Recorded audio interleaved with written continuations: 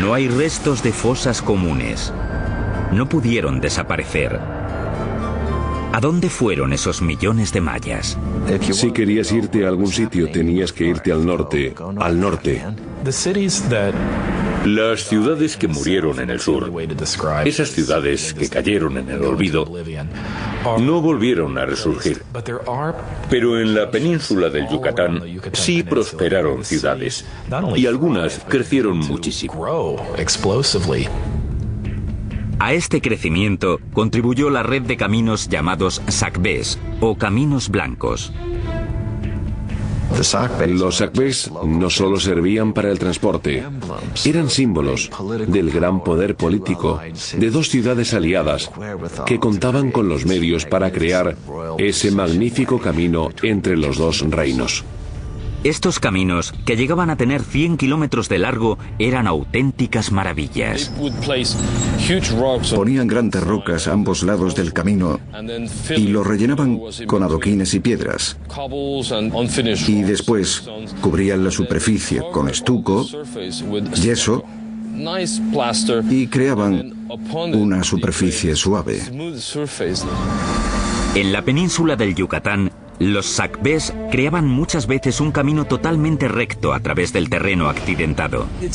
No es fácil crear una línea de 100 kilómetros que no se desvíe ni un solo grado. Me gustaría saber qué instrumentos usaron. No lo sabemos.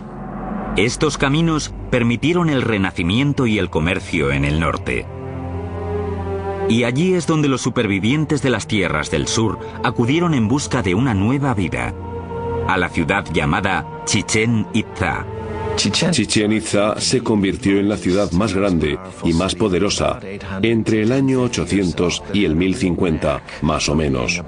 Era una ciudad grandiosa, muy cosmopolita y seguro que se enorgullecía de tener esa fama. Uno de los edificios más importantes de esta ciudad era el Caracol, un observatorio astronómico. Los mayas estaban obsesionados con el tiempo y las estrellas, y se pasaron siglos mirando al cielo en busca de respuestas. Los mayas seguramente tuvieron un gnomon, que eran dos barras cruzadas. Mirando a la intersección de las dos barras podían enfocar un objeto. Con herramientas básicas, los mayas consiguieron estudiar el movimiento de las estrellas y los planetas y el paso del tiempo. Igual que el Stonehenge, ahí es donde se observaba la luna y el sol. La escalera frontal del edificio está orientada a 27,5 grados al noroeste y no está alineada con otros edificios, pero sí lo está casi perfectamente con la posición más al norte a la que llega Venus en el firmamento. El edificio se alineó perfectamente con los cuerpos celestes y sus movimientos, por ejemplo con el movimiento de Venus y los solsticios. En la torre más alta del edificio se siguen conservando 3 aberturas, pequeñas, estrechas y situadas de forma irregular, pero están alineadas con los astros. En el caracol, en su orientación, en su peculiar situación, en la alineación tan rara que tiene, se nota que se centraron en los movimientos de Venus. Venus es un astro que parece moverse de forma variable en el firmamento, a veces hacia aquí, a veces hacia allá. El caracol parece querer ver a Venus cuando llega al final de sus movimientos. Estas agudas observaciones astronómicas permitieron a los mayas construir sus calendarios, los más exactos del mundo antiguo. Los mayas tenían 2 calendarios, uno ritual y otro solar, muy similar al que utilizamos hoy en día en Occidente. Los mayas calcularon que el año solar tenía 365 días. Sus cálculos sobre los movimientos de Venus y los eclipses de luna eran igualmente exactos. En solo 200 años, los mayas habían conseguido renacer tras la catastrófica destrucción de sus ciudades más meridionales. Pero ahora el norte se enfrentaba a un enemigo más peligroso, uno capaz de aniquilar a los mayas dejando sus ciudades intactas. En el siglo IX, las ciudades mayas clásicas desaparecieron misteriosamente, poniendo fin a la era de la prosperidad y el crecimiento. Los mayas renacieron en el norte, y allí comenzaron a combinar la astronomía y la ingeniería a un nivel sin precedentes. En Chichén Itzá, la obsesión de los mayas por el cielo dejó su huella en la arquitectura.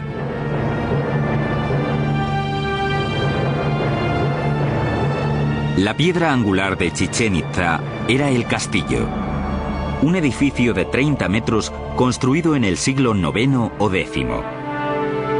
Sus 365 escalones equivalen a los días del calendario maya civil.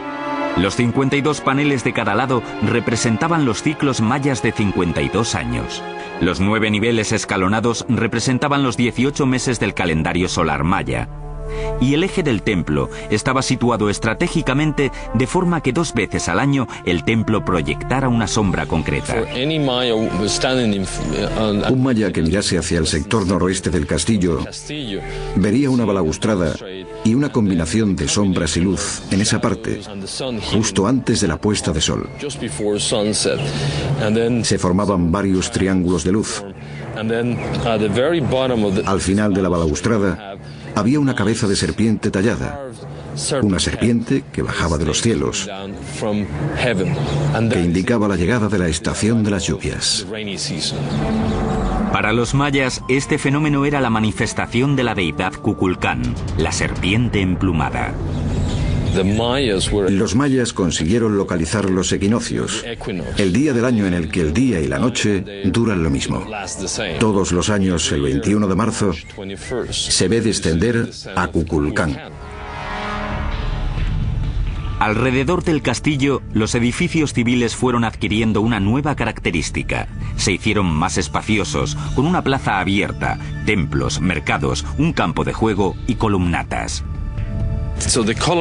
La columnata no solo servía para los banquetes. Es posible que también pudiera entrar la gente normal, según cual fuera la celebración, para ser testigos de la llegada de los comerciantes, los mercaderes. Estas columnas redondas con apariencia griega o romana se utilizaban como soporte estructural y fueron toda una innovación en el mundo maya.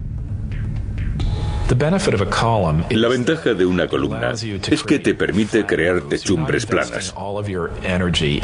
Ya no tienes que gastar energías en crear edificios de piedra con falsas bóvedas que podrían caerse. Las columnas tienen un diseño sencillo, cilindros redondos colocados unos sobre otros y rellenados con escombros. En lo alto se colocaba una pieza cuadrada y a continuación techos planos de estuco y madera para crear grandes interiores cubiertos.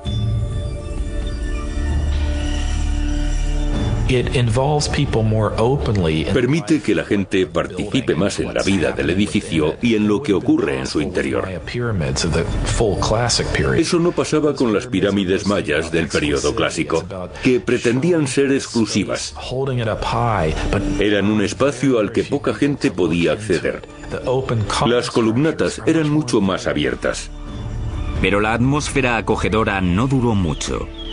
Tras más de 200 años dominando el Yucatán, Chichén Itzá se enfrentó a un destino similar al de sus vecinas del sur.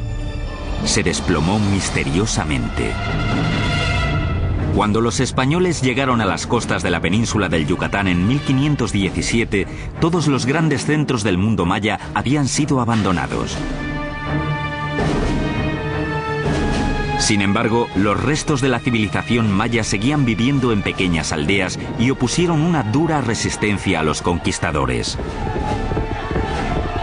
Fue difícil conquistarlos, porque en lugar de capturar a un rey o a un emperador, como en el caso de los aztecas, tuvieron que ir conquistando cada pequeña aldea. Y cuando avanzaban hacia la siguiente, había una por detrás que se rebelaba. Los guerreros mayas mataron a miles de conquistadores, pero sus armas resultaron inútiles ante el más poderoso enemigo, la enfermedad. En solo 100 años, el 90% de los habitantes del Nuevo Mundo habían muerto. Los mayas supervivientes fueron perseguidos. Fray Diego de Landa había llegado desde España para convertir a los mayas al cristianismo.